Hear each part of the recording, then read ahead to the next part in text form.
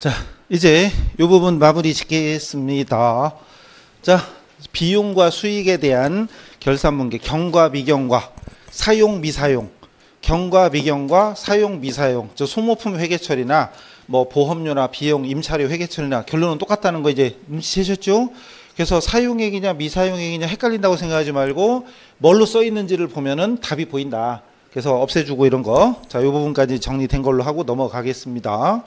오히려 1번이 조금 평소에 안 해보던 거라 좀 어렵게 느껴질 거고, 이제 소모품이나 임차료는 지금 이제 오늘 정리했으니까 오늘부로 이런 문제는 샥 풀 수 있게. 자, 이제 답은 벌써 나왔고, 자 4번 감가상가. 수정전시산표 감가상각비는 없었고 감가상각 누계만 있었다. 근데 분계 단기분 감가상각비가 10만 원이다. 감가상각 분계하면 차변의 감가상각비, 대변의 감가상각 누계가 되겠죠?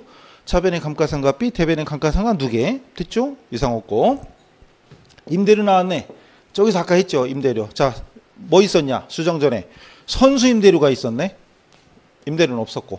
선수임대료 아까 제가 저쪽에 그렸던 거 중에 이거잖아요. 선수임대료. 그죠? 선수임대료가 30억 원 있었다. 근데 결산정리사항에 뭐라고 나와요? 임대료 경과액이라고 나와네. 임대료 경과액이 28이래. 그럼 분계하면 어떻게 돼요? 이게 1번이라고 칩시다. 그럼 분계하면 어떻게 돼요? 이거 있잖아요, 그냥. 이거 있잖아요, 그냥. 이렇게. 그럼 차변의 선수임대료, 대변의 임대료. 금액은? 장부에 선수라고 써 있다는 얘기는 결국은 뭘로 되어 있다는 얘기다? 미경과로 되어 있다는 얘기다. 받을 당신이 미경과했으니까. 근데 이만큼 경과됐다네? 바꿔 말하면 이 얘기는 미경과가 얼마란 얘기예요? 그렇죠. 미경과가 2만 원이란 얘기죠. 그럼 봐요. 장부에는 미경과가 30인데 진짜 미경과는 2만 원이네. 그럼 30을 2로 바꿔야 되겠네. 그럼 얼마를 써야 돼요? 28을 써야죠. 그죠? 근데 만약에 이 문제가 여기 임대료 경과액이 아니라 임대료 미경과액이 2만 원 이렇게 28만 원 이렇게 써 있었으면 그때는 분계 어떻게 돼요? 차변에 이건 똑같잖아요. 이건 그냥 없애는 거예요. 그냥 막 선수 임대료 대변의 임대료 똑같아요. 근데 금액은 그치 여기서는 2만 원이지. 왜?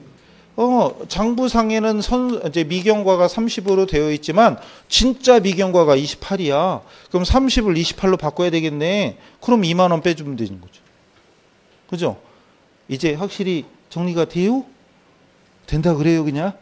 예, 오늘 되는 걸로. 일단 되는 걸로. 예. 그래서 무조건 반대로 빼고 시작하는 거 일단 쉽잖아요. 간단하잖아요. 근데 문제에서 경과, 미경과 이걸로 헷갈린다고 생각하지 말고 지금 장부에 뭘로 돼 있냐? 뭘로 돼 있는지만 조금만 생각해라. 그럼 답은 이제 그다음부터 보이는 거예요. 그러니까 문제에서 경과, 미경과 이게 바뀐다고 답이 달라지고 이건 아니에요. 금액은 물론 달라지겠지. 금액은 그때그때 상황에 따라. 이거를 빨리 풀려고 하면 헷갈립니다. 그런데 천천히 해결하세요. 그래서 이 문제가 재밌는 문제인 거예요. 근데 알고 보면 이거 참 쉬운 문제지만 분명히 1, 2, 3, 4, 5 1분 헷갈릴 겁니다. 그래서 대표 문제로 나왔는데 어쨌든 이런 문제가 여기서는 5개나 있지만 예를 들어 시험에는 하나만 나올 수도 있어요. 예를 들어서 뭐 감가상각이면 감가상각, 임차료면 임차료 하나만 나올 수도 있겠지요. 넘어갑니다. 자, 일단 3번으로 갈까요? 3번이 뭐지? 아, 제일 쉬운 거 제가 하려고 그랬나 보다. 그죠? 자, 1번이나 2번 같은 건 이제 요즘 많이 나오는 거 회계상 거래 분석에서 뭐 자산부채나 비용 수익 아니면 증가냐 감소냐 이런 거 묻는 문제 많이 나옵니다. 3번은 자본을 증가시키는 거래가 뭐 있냐. 근데 자, 일단 고객에게 용역을 제공하고 수익을 인식했다. 아니 수익이잖아. 그리고 자본하고 상관없지 않냐. 그럼 1번 탈락. 이러시면 안 되죠. 그죠? 왜? 수익은 자본의 증가 원인이 되는 거고 비용은 자본의 감소 원인이 되죠. 그러니까 용역 제공이 수익이다. 수익 자체가 자본의 증가 원인. 결론 답이에요. 답이고 주식 배당을 결의하면 분계 회계 처리 주식 배당 결의하면 차변의 미처분 이익여금 이고 대변의 미교부 주식 배당금 이런 분계 떠올라야 돼요. 하여튼 회계는 회계 처리. 결국 회계 처리가 중요한 거니까. 그럼 회계 처리할 때 자본이고 자본이니까 자본의 불변. 자본 불변. 그 다음에 유통 중인 자기 회사의 주식, 자기 주식을 취득했다. 그러면 차변에 자기 주식, 대변에 현금 이런 식이잖아요. 이건 그 자체가 뭐예요? 자본의 감소죠. 자본 감소, 자산 감소. 돈이 들어오고 나가면, 돈이 들어오면 자본 증가. 결국은 자본은 뭐하고 또 같이 되냐? 자산이 증감이죠. 자산이 증가되면 자본이 동시에 증가되죠. 거래이익 요소 따지면 자본 증가 대변, 자산 증가는 차변, 대변이 증가하면 차변도 증가하게 돼 있어요. 근데 지금 취득하면 돈이 나가잖아요. 그 자체만 봐도 감소. 소모품 외상구입은 아무 상관이 없겠죠. 소모품 외상구입은 소모품이 될 수도 있고 소모품 B가 될 수도 있는데 어쨌든 외상구입이다. 그럼 미지급금. 어쨌든 얘는 자본이 증가될 일은 죽었다 깨어나도 없죠. 자산으로 보든 비용으로 보든 중요한 건 자본이 증가되는 건 없어요. 만약에 비용이면 자본이 감소라고 볼 수는 있겠죠. 또 건물을 장부금액보다 낮게 처분했다. 바꿔 말하면 처분 손실이 발생하죠. 처분 손실이 발생한 비용이니까 자본이 감소하면 감소하지 증가는 없다. 굳이 분개하자면 자 건물 없어지고 그 다음 현금으로 처분했다고 치면 처분 손실이라는 비용이 발생한다. 비용이 발생하니까 자본이 감소가 있을 수 있고 증가는 있을 수가 없겠지요. 자, 그래서 간단한 문제지만 의외로 우리 생기초 배울 때 수익은 자본의 증가 원인이다. 이런 거. 아니면 분개로 생각하자면 방금 했던 거. 어쨌든 용역 제공하면 차변의 현금, 대변의 용역 수익 막 이런 식으로 해서 물론 돈 받았다는 얘기는 안 써 있지만 결과적으로 돈이 들어오면 그만큼 수익이 발생이 되면서 자본의 증가도 된다. 단순하지만 이런 문제를 안 풀어봤으면 갑자기 수익이지 자본이 아닌데 이렇게 생각할 수도 있다는 거죠. 그런 식으로 뭐 4번도 마찬가지고 이렇게 푸는 거예요. 5번도 그렇고. 근데 5번 보자. 5번 보시면 여러 개를 물어봤네. 근데 5번에 보니까 상품을 외상으로 매출하고 외상 매출하고 거래대금을 지급받지 않는 대신 거래 상대방에게 상환해야 될 같은 금액의 채무를 변제하였다. 이 거래가 자산부채 자본 순이익에 비친 영향 옳게 짝지어진 것은 그리고 판매한 상품의 매출 원가는 거래대금의 80%이고 계속기록법이다 라고 되어 있네요. 뭐요? 일단 상품을 외상으로 매출한 것부터 일단 해볼까요? 상품을 외상으로 근데 중간에 채무 상환했다 이거 생각하지 말고 상품 매출했다. 그리고 여기 계속기록법이 있죠. 계속기록법일 때 매출할 때 본 게 어떻게 돼요? 계속기록법과 실사법이고 그러잖아요. 계속기록법은 매출할 때마다 매출액과 매출원가 같이 인식하는 거죠. 매출하면 대변의 매출, 그 차변의 외상, 매출금, 부채 상환하는 거 일단 안 하고요 지금. 이건 매출액, 매가로 기록하겠죠. 매가로 이게 만약에 100억이다. 그러면 이제 그 중에 원가는 80억이라며요. 그럼 80억에 상품을 없애주고 그만큼 뭐가 돼요? 매출 원가로 인식하겠죠. 그러니까 매출할 때 매출액과 매출원가를 동시에 매출할 때마다 매출액과 매출원가를 동시에 인식하는 걸 그게 바로 계속기록법. 그럼 매출액에서 매출원가 빼면 매출총이익이 되겠죠. 이게 기본이잖아요. 이게. 근데 이 문제는 상품을 외상으로 팔았는데 이 거래대금 외상가 대금을 지급받지 않는 대신 갚아야 될 다른 채무를 변제했대요. 그러니까 이 외상 매출금 대신 내가 이 사람한테 돈을 빌렸거나 아니면 뭐 갚을 돈이 있었던 건데 그거를 까기로 한 거죠. 그럼 원래는 외상 매출금이 아니고 여기서는 뭐가 돼요? 그럼 채무가 되겠죠. 뭔 채무인지 모르겠으나 매입 채무든 차입금이든 뭔지 몰라도 채무를 상환하는 거죠. 그러니까 원래는 내가 이 사람한테 갚을 게 있던 거예요. 갚을 게 있었는데 이번에 물건을 파는 거야. 그 물건값은 받아야 되고 채무는 갚아야 돼. 채무는 원래 대변에 있던 거죠. 채무는 부채니까 대변에 있었겠죠. 그죠? 이게 100이 있었겠지. 그거를 이번에 없애는 거죠. 까는 거죠. 상계. 주고 받을 거, 줄 것도 있고 받을 것도 있다. 서로 까는 거, 상계하는 거죠. 이렇게. 결과적으로 분개하면 이렇게 됩니다. 자, 그럼 이제 분석해 보면 여기 자산은 있나요? 자산 요거 상품 자산 감소. 자산 감소. 자산 감소가 14. 그럼 둘 중에 하나가 답이겠죠? 둘 중에 하나가 답이겠죠?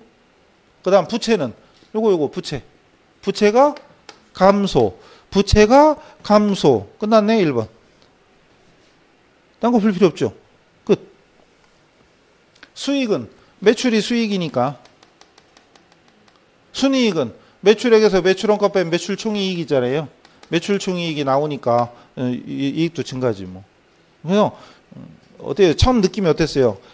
딱 쉬웠냐? 아니면 딱 보자마자 쉬웠냐? 아니면 이거 뭐지? 좀 어려웠냐? 뭐 느낌은 사람마다 다르니까. 근데 그런 것도 빨리 이 문제를 보자마자 이 문제가 내 눈에 좀 들어오는지 이런 것도 연습하는 거. 지금 연습. 아직 100일 이상 연습할 시간이 남았죠. 자, 결과적으로 알고 보면 별거 없어요, 이것도. 분계를 조금 이렇게 해보는 거. 분계 연습. 이게 계속기록법. 물건 팔 때마다, 재고자산 판매할 때마다 매출액과 매출원가를 동시에 기록하는 게 계속기록법이에요. 계속기록법. 아, 말 나온 김에 계속기록법. 이제 처음이자 마지막. 이제 안 할 거예요. 계속기록법. 여러분 책에 보면은 하긴 했을 거야. 아마 기억이 날라나 몰라도. 상품을 매입했다. 그럼 상품을 매입하면 차변에 상품. 뭐 상품이든 매입이든 상황에 따라 그건 다를 수 있어요. 대변에 뭐 외상매입, 외상거래라고 치면 외상매입금. 팔았을 때 지금 한 것처럼 매출. 그래서 전부 다 외상거래라고 가정하면 외상매출금.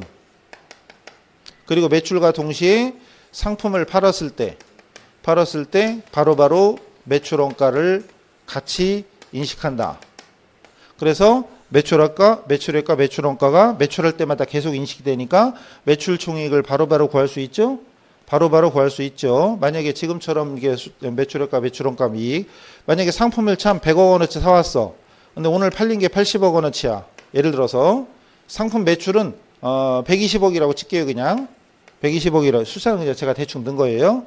그러면 지금 현재 매출액과 매출원가 알 수 있죠. 그리고 재고는 100억 원어치 사왔는데 80억 원어치 팔렸으니까 현재 얼마치 남아있는지 알 수 있죠. 기말재고 얼마인지 알 수 있죠. 기말재고. 그럼 결산 정리 분계는 어떻게 될까요? 결산 때 기말재고가 얼마인지 알 수 있어요, 없어요 지금? 이미 장부상으로 알 수 있죠. 그러니까 더 이상 정리할 내용이 없죠. 계속기록법. 매입했을 때, 매출했을 때, 결산 때. 매입했을 때, 매출, 판매, 매출했을 때, 그리고 결산 때.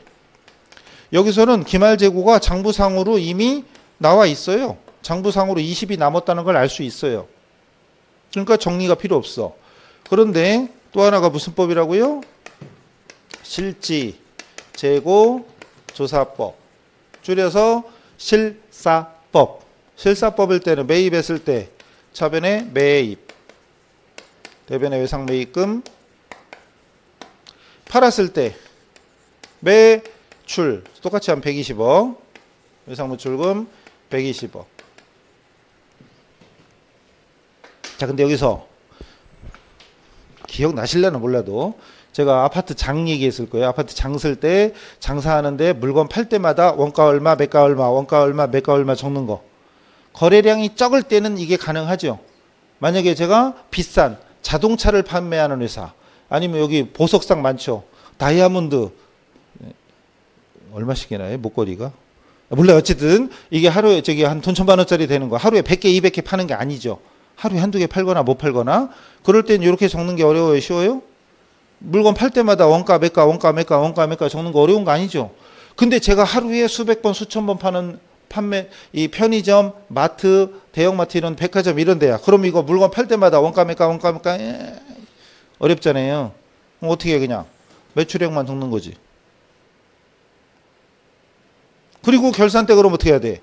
여기서는 매출원가가 얼마인지, 기말재고가 얼마인지 여기서는 알 수 있어요, 없어요? 여기서는 지금 모르잖아요. 매출원가 안 나와 있잖아요, 장부에. 여기는 매출원가가 나와 있었지만 여기는 안 나와 있잖아요. 몰라. 그럼 우리가 분계를 해야지. 어떻게 해? 아까 했던 1번. 아까 저기 대표 문제 1번. 그때 분계 어떻게 했죠? 기초재고. 기초상품 원래 차변에 있었는데 여긴 안 썼지만 차변에 있었는데 대변에 보내주고 차변에 어디로 대체했죠? 매출원가로 대체했죠. 그리고 매입, 차변에 있던 거, 차변에 있던 매입 요거 아까 대표 문제 1번 차변에 있던 거 그거를 대변으로 보내. 여기서는 이게 100원이었다면 100원. 그리고 역시 매출원가 100원. 그 다음에 기말 상품. 기말 상품이 아까 여기서는 장부상으로 이렇게 해서 20이구나 알 수 있지만 여기서는 모르죠. 모르니까 어떻게 해야 돼? 창고로 가서 재고 조사, 남은 거 조사해야지. 그랬더니 그게 20이래. 예를 들어서 20이래요.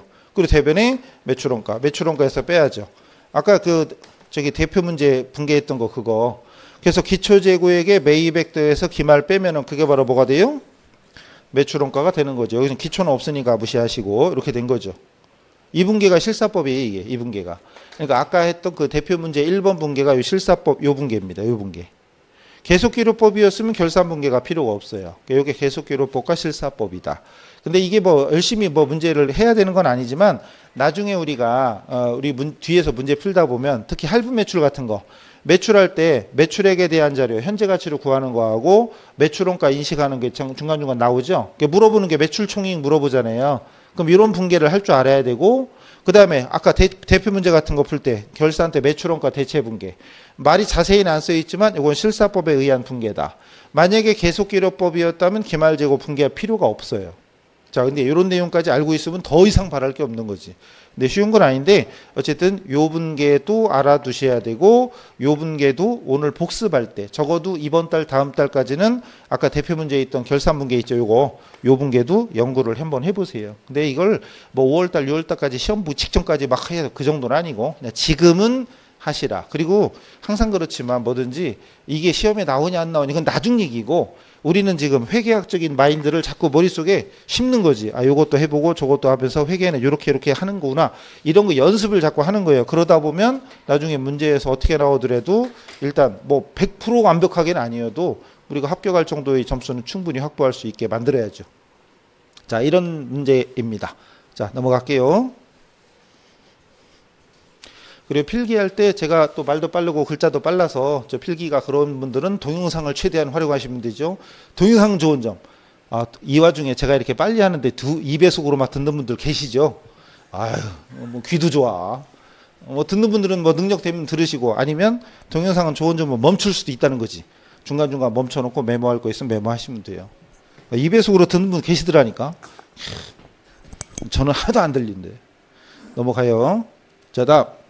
7번이라네요. 7번 가시죠. 이것도 요즘에 이렇게 잘 나오는 겁니다. 이렇게 7번, 8번, 9번 할 것이 자료, 분계를 물어보거나 아니면 거래 요소, 자산 증가인지 부채 증가인지 이런 거래 요소 분석하고 이런 것들. 그러니까 사실 문제가 다 어렵진 않아요. 분명히 기본적인 문제도 많이 있고 물론 난이도가 좀 있는 것도 있죠. 근데 우리 시험이 최대 회계 장점이자 단점. 아주 어려운 문제나 아주 쉬운 문제는 몇 개 안 돼요. 아주 어렵거나 아주 쉬운 건 대여섯 개 이렇게 왔다 갔다. 근데 나머지가 다 난이도 상중하 따지면 물론 상중하 기준이 없어요. 제 기준으로 난 상중하 중에 중이 대부분이야. 그냥 40문제 중에 거의 30문제가 거의 중이에요. 아주 쉬운 것도 아니고 아주 어려운 것도 아니고 애매하죠. 그러니까 어쨌든 진짜 아주 어려운 건 솔직히 5개 넘어간 적이 별로 없어요. 보통 진짜 아주 어려운 건 몇 개 안 돼요. 다시 이건 이 정도는 쉬운 거겠죠. 물어본 게 분계입니다. 분계 중에 맞는 걸 찾아요. 자, 1번 비품을 외상으로 구입하고 대금은 2개월 후에 주기로 했다. 그럼 비품 자산 증가 차변. 구입했으니까 들어오면 차변이죠. 돈이나 물건이 들어오면 차변, 나가면 대변. 기억납니까? 들어오면 차변. 그리고 매입 채무. 원래는 매입 채무는 재고 자산일 때 쓰는 말이죠. 원래는 재고 자산일 때 쓴 말이 매입 채무고 만약에 비품은 재고 자산이 아니잖아요. 이럴 때는 원래는 뭐라고 써야 돼요? 미지급금을 써야 돼요. 미지급금을. 그럼 결론은 틀린 거지. 틀린 거죠. 일단 넘어가 볼게요. 두 번째 임차료 비용이니까 차변이겠죠. 차변이고 수표를 발행하여 지급하다. 수표를 발행할 때 쓰는 말이 당좌예금이죠. 당좌예금. 그럼 이게 맞는 거예요? 맞는 거네? 답이에요 그럼? 네, 답인가 봐요. 3번 상품을 매출하고 팔고 대금을 한 달 후에 받기로 했다. 외상이죠. 에? 분계가 왜 이래? 상품을 팔았어. 그럼 조금 아까 분계해드린 거. 대변에 매출 채권이 아니라 대변에 매출이 와야 되고. 그리고 차변에 한 달 후에니까 외상 매출금, 매출 채권이죠. 매출 채권, 외상 매출금이죠. 차대변이 아예 다 엉망인데요. 대변의 매출, 차변의 매출 채권. 4번. 영업에 사용할 차량을 외상으로 구입했다. 차량 상품이 또 왜 나왔어? 차량 운반구라는 자산이죠. 차량 운반구라는 자산이 와야 되고 대변에 외상으로 썼다고 또 매입 채무가 아니죠. 매입 채무는 재고 자산일 때 쓰는 말이니까 이것도 역시 미지급금. 선급금은 어느 때 쓰는 거예요? 계약금 주고 이럴 때 미리 줄 때 선급금. 여기서는 미지급금이에요. 전혀 다르고 은행으로부터 현금을 단기 차입 돈 빌렸네. 뭐요? 왜 이래 이거? 현금 들어왔죠. 돈이 들어왔으니까 차변에 현금 자산 증가고 대변에 단기 차입금. 돈 빌렸으니까 단기 차입금이 되겠죠. 아주 그냥 분계가 엉망진창이죠. 그죠? 이런 건 근데 쉬운 거죠. 결론적으로 이렇게 나오면 진짜 쉬운 거죠. 근데 이것도 헷갈린다 그러면은 반성해야 돼요. 물론 이번 달에 공부 시작했다 그럼 헷갈리겠지. 이번 달에 시작한 사람이 아니라면 이 정도는 그냥 찾아야 됩니다. 분계는 기본. 분계가 시험에 나오든 안 나오든 분계는 기본. 자, 다음. 넘어가서 이제 10번, 11번, 12번 이런 건 계정을 분석하는 문제네요. 계정에 기록하는 게 아니라 분석하는 문제. 우리 생기초 할 때 아까 저기 회계 순환 과정에 거래가 발생하면 분계하고 분계 끝나면 전계하고 이런 과정인데 이거는 그걸 연습한 사람은 쉬운 거고 연습 안 한 사람 어려운 거죠. 자, 현금 계정이 나와 있어요. 현금 계정 나와 있고 날짜별 거래 중에 옳지 않은 거 틀린 걸 찾으래. 근데 1, 2, 3, 4 읽기 전에 그냥 딱 봐도 현금이니까 자, 차변이 돈 들어온 거 증가, 돈 들어온 거고 대변이 자산 감소, 돈 나간 거잖아요. 그럼 차변에 돈 들어온 것 중에 15일하고 18일 보면은 용역수익. 용역수익이 현금으로 들어왔구나. 차입금. 돈 빌렸구나. 그냥 눈에 보여야 돼요. 그냥. 그 대변에 송호품, 비품, 미지급급이야. 송호품이고 대변에 현금이네. 그러면은 송호품 구입하고 현금 지급했구나. 비품 구입하고 현금 지급했구나. 미지급급여가 있었는데 그 미지급급여를 오늘 현금으로 지급했구나. 이게 눈에 보여야 됩니다. 분계 뽑아내는 거 할 수 있어요? 자, 이거 보고 분계 뽑아낼 때 그냥 딱 봐도 분계 뽑아내라 그러면 차변의 현금, 대변의 용역수익 이게 보여야 되는데 아니면 이렇게라도 해라. 이렇게라도 이 뒤에는 막혀 있으니까 쓸 데가 없잖아요. 그 앞에다 빈자리 이렇게 사선을 긋고 위에 있는 현금을 갖다 쓰면 그게 바로 분계죠. 그럼 차변의 현금, 대변의 용역수익 그리고 차변의 현금, 대변의 단기 차입금 이런 식으로. 그리고 얘는 앞에가 막혀 있으니까 쓸 수가 없고 뒤에다가 사선 긋고 위에 있는 계정 과목을 내려다 쓰면 현금 이렇게 되겠죠. 그럼 차변의 소모품, 대변의 현금이죠. 차변의 소모품, 대변의 현금. 금액이야 5만 원 갖다 쓰면 되니까. 자, 그럼 제일 빠른 날이 2일이니까 2일 거. 이거 분계하면 차변의 소모품, 대변의 현금이잖아요. 차변의 소모품, 대변의 현금이니까 현금 나갔다, 소모품. 소모품을 구입하고 현금으로 지급했다. 맞죠? 근데 이거 가지고 맞나 안 맞나 고민하고 있으면 진짜 이번 시간 끝날 때까지 발 들고 계세요. 이거 가지고 헤매고 있으면 지금은 그 다음 빠른 날이 5일이에요. 이것도 분계하면 자, 차변의 비품이고 대변의 현금이잖아요. 차변의 비품, 대변의 현금. 금액이 7만 5천 원 똑같이 오면 되니까. 그럼 뭐예요 그럼? 영업용 컴퓨터 이게 비품이니까 비품을 현금으로 구입했다. 당연한 거죠? 그 다음 빠른 날이 15일 차변이네. 요거 용역수익 분계하면 차변의 현금, 대변의 용역수익. 차변의 현금, 대변의 용역수익이니까 현금 들어왔죠. 현금을 받았죠. 뭘로? 용역 제공. 용역을 제공하고 용역이 뭔지는 모르겠으나 이렇게 강의든 아니면 저기 청소든 아니면 저기 도배든 이런 게 용역이잖아요. 용역수익, 용역, 서비스 맞죠? 그 다음 빠른 날 18일 요거 분계 뽑아내면 차변의 현금, 대변의 단기 차입금. 현금하고 차입금이니까 현금 자산 증가, 차입금, 부채 증가. 돈 빌린 거죠. 근데 왜 갑자기 상환? 빌린 거예요. 상환한 게 아니고. 그럼 4번 틀린 거죠. 만약에 차입금을 상환하기 위해서 현금을 지급했다면 대변에 와야죠. 이건 진짜 고민하고 있으면 안 됩니다. 그 다음에 마지막 거 미지급급여. 전달에 월급이 밀렸었나 봐요. 미지급급여. 아니면 이런 것도 있지. 회계는 발생주의고 우리 회계는 발생주의 시간이니까 월급날이 만약에 5일이야. 예를 들어서 2월달 월급을 3월 5일날 주는 날이에요. 그럼 2월달에는 미지급이죠. 미지급. 근데 그 3월달에 오늘 준 거지. 어쨌든 미지급급여를 현금으로 지급했다. 이것도 분계 뽑아내면 차변에 미지급급여, 대변에 현금 이렇게 되겠죠. 그러니까 분계 뽑아내는 방법, 계정에서 분계 뽑아내는 방법 이렇게 줄 앞에다가 사선 긋고 위에 거 내려 쓰고 이렇게 해도 되고, 또 대변에 있는 건 뒤에다 사선 긋고 위에 거 내려 쓰고 이렇게 분계를 뽑아내도 되고. 야, 이런 얘기 안 해도 우리 생기초 때 분계 전기 연습했다면 그냥 딱 보자마자 이거를 분계를 뽑아내는 걸 어려워해서는 아니 되옵니다. 11번도 거의 그런 문제입니다. 근데 제가 다 해드리면 심심하니까 여러분이 할 일이 없으면 재미없잖아요. 재미가 없으니까 여러분 오늘 해보시고, 다음 문제는 12번. 요건요, 이건 그냥 또 이것도 요즘 이런 문제 안 나와 이제. 안 나오는데 또 미친 척하고 나오면 또 이것도 헷갈리죠. 자, 12번 이것 좀 설명 좀 보세요.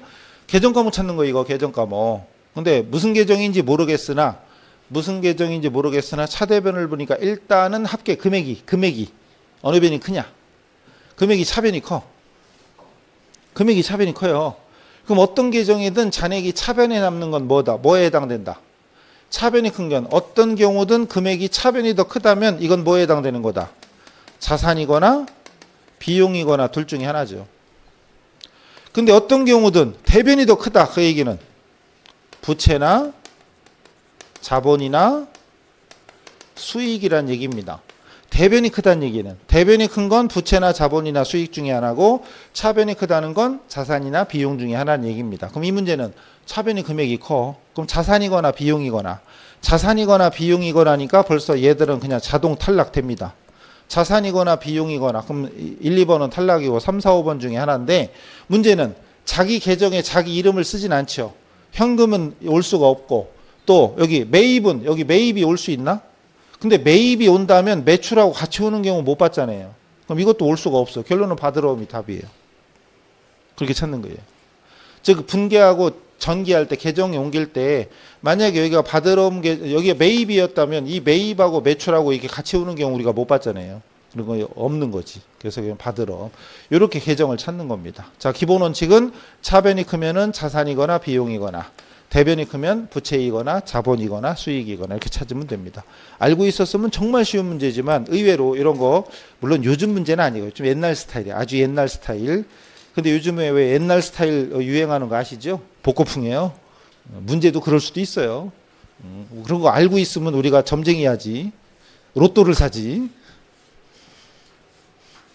우리가 모르니까 하는 거예요. 모르니까.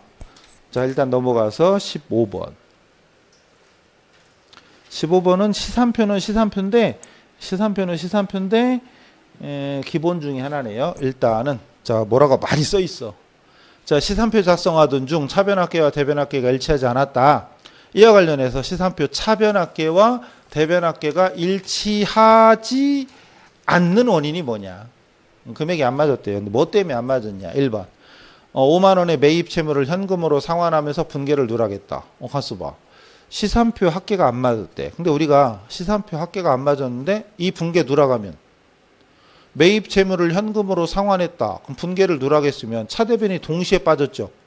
차대변이 동시에 누락됐으니까 이 누락, 이런 것들은 전문 용어로 하면 시산표에서 발견할 수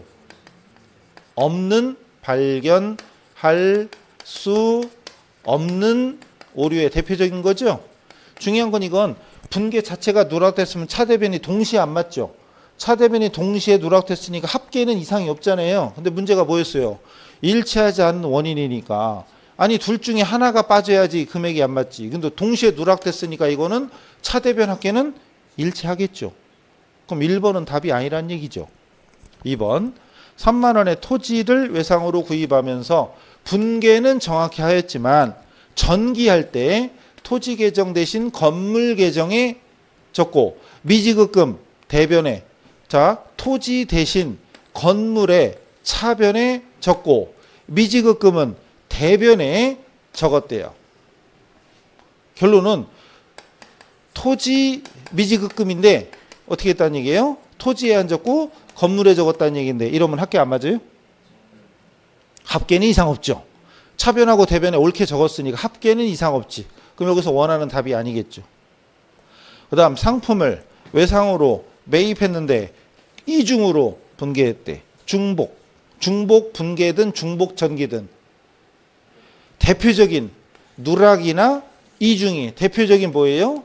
시산표에서 발견할 수 없는 오류. 바꿔 말하면 대차 합계는 합계 금액은 일치하는 거죠. 금액은 일치하지만 오류가 있을 수 있는 거잖아요. 결론은 3번도 합계는 이상 없다. 4번 건물 수선비를 현금 지급하면서 차변에 건물로 적고 대변에 현금으로 적었대. 원래는 뭘로 적어야 되는데 수선비를 적어야 되는데 건물로 잘못 적었네. 그럼 아까랑 같은 거죠. 차대변이 이상 없어요. 답이 5번이라는 얘기예요. 자, 차변에 매출 채권 35,000원, 대변에 매출 35,000원 분계를 원장으로 전개할 때 매출 채권 계정 차변에 3호인데 53으로 적고 매출 계정 대변에 3호로. 결국 이게 답이지. 한쪽은 53 적고 한쪽은 3호를 적었으니까 차대변이 안 맞죠. 이게 불일치. 물어본 게 불일치니까. 그럼 아무것도 아니에요, 사실은. 진짜 아무것도 아닌 문제죠. 아무것도 아닌 문제인데 처음 문제를 딱 보는 순간 이 문제가 여러분이 요거는 충분히 풀 수 있겠다. 아니면 이게 뭐지? 뭐 이런 느낌이 들었는지 이런 건 문제에 따른 그런 느낌을 여러분이 볼 수 있는지. 사실은 진짜 쉬운 거예요. 읽어보면. 근데 일단 딱 보았을 때 문제가 짧진 않잖아요. 아주. 물론 요즘 이런 문제는 기본이지만 이 정도 길이는 기본이지만 자, 이건 어려운 게 아닌데 이제 조금 시산표 중에도 어려운 게 있죠. 이런 문제가 있습니다. 이 문제를 아직도 문제 자체가 무슨 소린지를 모르는 이런 경우가 있긴 있어요. 17번, 18번이 거의 같은 문제인데 자, 일단 18번을 일단 할게요. 회계연도 중에는 현금주의에 따라 회계 처리하고 기말 수정 무게를 통해서 발생주의로 전환한다. 이게 원래 우리가 하는 거죠. 자, 우리 회계는 발생주의입니다. 즉 재무제표는 발생주의로 보고를 합니다. 그러나 평상시에는 현금주의래. 현금주의. 왜? 월급 주는 날 분개하고 수리비 내는 날 분개하고 전기료 내는 날 분개하고 이런 식이란 말이에요. 평상시는 현금주의. 근데 우리가 발생주의로 전환하니까 결산 때 선급보험료, 뭐 송호품 막 이런 걸 하는 거예요, 우리가. 원래 이거예요. 자, 그런데 수정 후 시산표상 차변 또는 대변 합계 금액이 1025래요. 근데 기말 수정사항이 다음과 같을 때 수정 전 시산표 차변 합계 금액은 얼마냐? 아유. 보통은 거꾸로 냅니다. 자, 일단 보세요.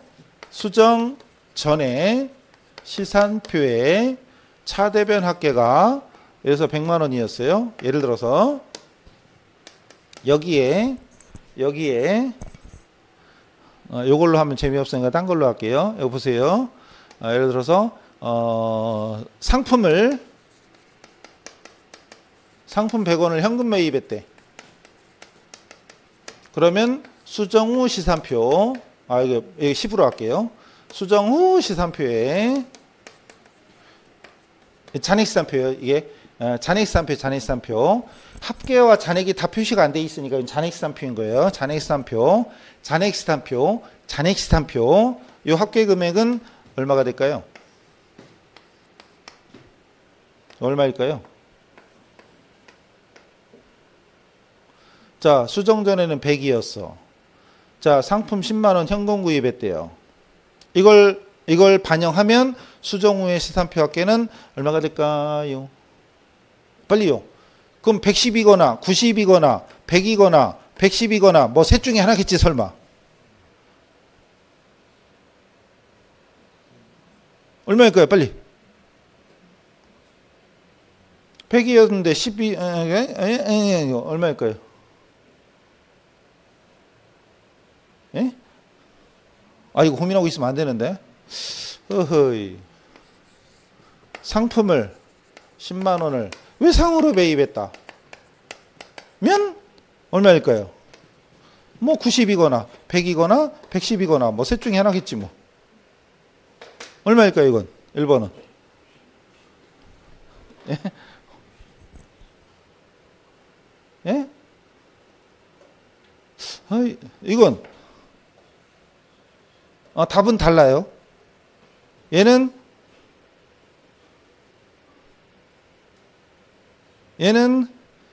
이거고 얘는 차이가 안 보여요? 보여요? 안 보여요? 아니 그래야 저걸 푸는데. 자, 우리 회계 문제를 풀어가는 열쇠는 대부분 뭐다? 문제풀이 할 때 지금 계속 말씀드렸잖아요. 회계에서 문제 풀어가는 열쇠는 대부분 어디에 있다? 분계와 전기, 분계 전기. 우리 회계에서만 하는 게 분계 전기잖아요. 분계 전기 열쇠가 다 있다니까요. 얘는 분계하면 어떻게 돼요? 차변의 상품, 대변의 현금이죠. 분계무담이 이제 뭐 회계에서는 분계무담 대책이 없지. 회계를 잘하려면 분계를 잘해야 되고 분계를 잘하면 회계 잘한다 이런 얘기 했잖아요. 생기초 때부터. 자, 이 분계를 하게 되면 현금이 차변에 있던 현금이 10이 없어지고 또 차변의 상품이 10이 늘어나죠. 어떻게 돼요?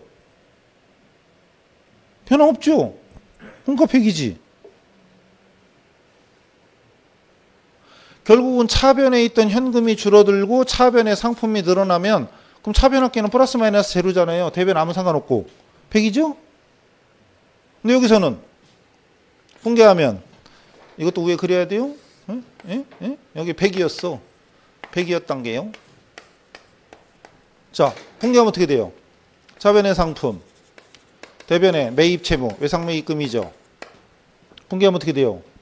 상품, 차변이 늘어나고 외상 매입금, 대변 늘어나죠.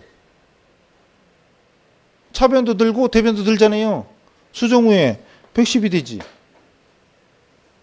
안 그래요? 맞아요? 맞아요. 틀려요. 차변도 늘고 대변도 늘어나니까 차변 대변이 똑같이 10씩 늘어나겠죠. 10씩. 그럼 110이 되겠죠. 접수되시오? 이 원리에 그냥 딴 거 없어요. 그냥 차변이 어떻게 되고 대변이 어떻게 되냐. 차변 대변이 금액이 각각 어떻게 되냐. 여기는 차변끼리 늘고 줄고 차변끼리 늘었다 줄었다 플러스 마이너스. 대변은 변화 없어. 여기는 차변도 늘고 대변도 늘었어. 접수되시오? 그러면은 지금 저 문제는 뭐예요? 거꾸로네. 수정 후 금액이 나와 있고 수정 전을 물어봤으니까 또 거기에 또 응용 문제야. 어쨌든 기본 원리는 이겁니다. 그래서 그 위에 문제 17번인가? 17번이 옛날에 우리 시험 나왔던 문제가 이런 거예요. 이런 거. 이런 문제입니다. 이따 집에 가서 연구해봐요. 일단 이 문제로 돌아갈게요. 다시 돌아갈게요. 문제로 돌아가서 이 문제 그러니까 쉬운 거 아니죠.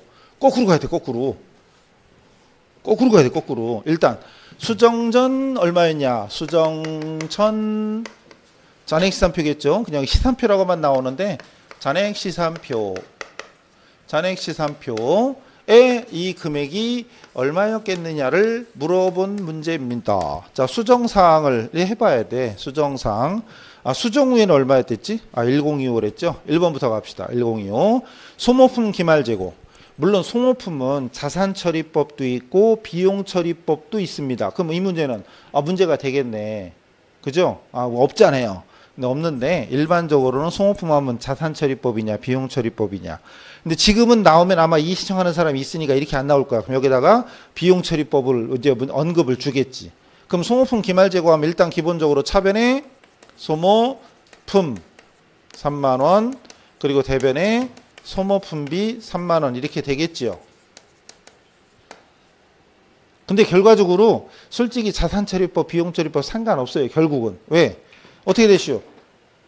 정산적으로 이제 전에서 후로 푼다면 차변에 있던 소모품비가 없어지고 소모품이 증가되면 어떻게 돼요? 결국은 차변의 증가, 차변에 있던 거에 감소가 돼서 플러스 마이너스 제로죠. 자산처리법이었으면 소모품이었으면 소모품 없어지고 소모품 비가 되죠. 엎어치나 매치나 사실은 차변 증가, 차변 감소는 변하지가 않아요. 결론은 합계는 어떻게 됐을 것이다. 불변이었겠지. 불변이었으면 결론 이 문제도 이건 생각할 필요가 없어요. 물론 그 나중에 더 열심히 하면 나중에 더 하다 보면 저거 딱 보자마자 아 발생 붕괴인지 이연 붕괴인지 그걸 보고 판단하는 건데 그럼 더 어려워지고 단순하게 생각하면 지금처럼 차변 거 늘었다가 차변 거 늘어나면 플러스 마이너스 제로다. 결국은 합계는 변하지 않을 것이다. 그럼 이거 빼버리면 되는 거예요. 이거 빼면 돼 이거. 안 넣으면 되는 거예요. 두 번째 기간 미경과 보험료 이것도 붕괴하면 어떻게 되죠? 아니 이것도 그럼 자산처리법 비용처리법 없지 않느냐. 상관없어요. 사실은 상관없는데 일반적으로 비용처리법이라고 생각해보면 자 아까 우리가 많이 했던 거 자 미경과가 차기분이네. 그럼 보험료 차변에 있던 보험료가 대변으로 가서 없어지면서 차변에 선급보험료가 되겠지요. 물론 자산처리법이었다면 보험료 선급보험료가 되지만 사실은 상관없다. 어차피 아까 봤듯이 자산이었다 비용으로 바뀌나 비용으로 자산으로 바뀌나 엎어치나 지나 같은 거잖아요. 결론은 상관없어요. 결과적으로 금액이 얼마 됐든 이것도 결론은 상관없어. 왜?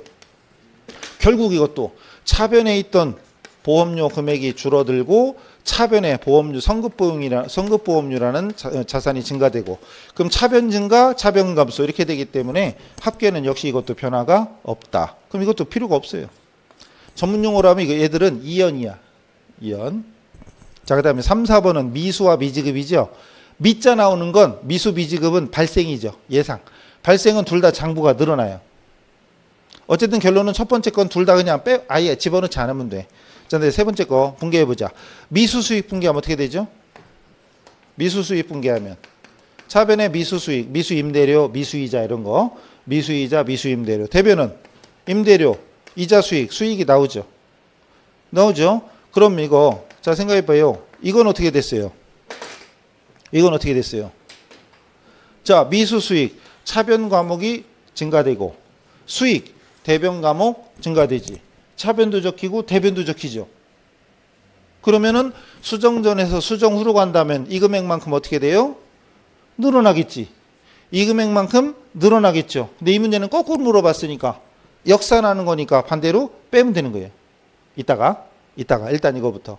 그럼 아까 위에 것들은 차변 증가, 차변 감소라 플러스 마이너스 제로지만 지금은 차변도 증가하고 대변도 증가하는 거니까 합계가 증가하는 겁니다. 마지막 저기 미지급이자 미지급 붕괴하면 어떻게 돼요? 그러니까 기본적인 붕괴를 못하면 소용이 없는 게요. 미지급 붕괴하면 미지급 부채니까 대변이자 아니요. 미지급이자 그럼 차변은 뭐가 돼요? 이자 비용. 미지급 이자니까 이자 비용이죠. 미지급은 비용에 해당 주는 거니까 비용이 나와야죠. 만원. 이 붕괴하면 어떻게 돼요? 이자 비용이라는 차변 항목이 증가되고 미지급 이자라는 대변이 증가되죠. 이것도 차변도 늘고 대변도 늘잖아요. 차변도 증가, 대변도 증가야. 그러면 만약에 수정 전 금액에서 수정 후를 물어봤다면 수정 전 금액에서 수정 후 금액을 물어봤다면 이 4개 중에 밑에 있는 2개 25,000원을 더하면 되는 거죠. 근데 이 문제는 거꾸로니까 수정 후 금액이 1025야. 그럼 1025에서 거꾸로 이걸 거꾸로 빼면 원래는 100이었다. 100. 근데 어차피 찍으면 100만 원에 25,000원 아니구나. 아, 위에 것도 있구나. 몰라. 어쨌든 답은 100만 원. 그러니까 이거는 차변과 대변이 어떻게 됐는지를 보기만 하면 되는 거지. 이익이 증가 감소 이런 것도 아무것도 아니고 그냥 시산표는 오로지 할 줄 아는 게 뭐예요? 시산표의 목적은 딱 하나잖아. 차대변이 맞냐 안 맞냐. 차대변만 보는 거예요. 차대변만. 그러니까 이것도 그러니까 이 붕괴를 함으로써 차대변 금액이 느냐 주냐 변화가 없냐 이거 보는 거예요. 전문 용어로 하면 발생이냐 이연이냐 따져가지고 하는 건데 그거 하지 말고 단순하게 그냥 붕괴하면 답이 나오잖아요. 붕괴했을 때 첫 번째, 두 번째는 차변 증가, 차변 감소. 차변만 플러스 마이너스면 제로야. 변화가 없어요. 근데 3, 4번 세 번째, 네 번째는 차변도 늘고 대변도 늘어나니까 당연히 합계는 증가하겠지. 추정이 가능하잖아요. 어렵게 생각할 필요 없어요. 그냥 단순하게 생각하면 돼. 근데 이 문제 17번이 옛날에 나왔던 건데 이 문제도 단순해 보이지만 아는 사람은 그냥 거저먹기죠. 근데 모르는 사람 이거 많이 틀렸어요. 지금도 모의고사 내면 이게 무슨 얘기인지 틀리는 사람 굉장히 많아요. 이 밑에 문제는 더더군다나 말할 것도 없고 이 문제도 은근히 틀리는 사람 되게 많습니다. 여러분 이제 오늘부터 이런 문제 나오면 틀리면 안 돼요. 그리고 풀이 방법은 확실한 열쇠는 분개하는 거. 분개 연습. 기본적인 분계 연습만 하면 잔액이 어떻게 되는지 충분히 확인이 가능하다. 그러니까 문제를 빨리 풀려고 하지 말고 확실하게 이 문제가 뭘 요구하는지를 자꾸 조금만 생각하시면 시험장에서 이런 건 안 틀립니다. 시산표 우리 시험 잘 나와요. 여기까지 확인하시고 시간 왜 이렇게 빨리 가는지 쉬었다 하시죠.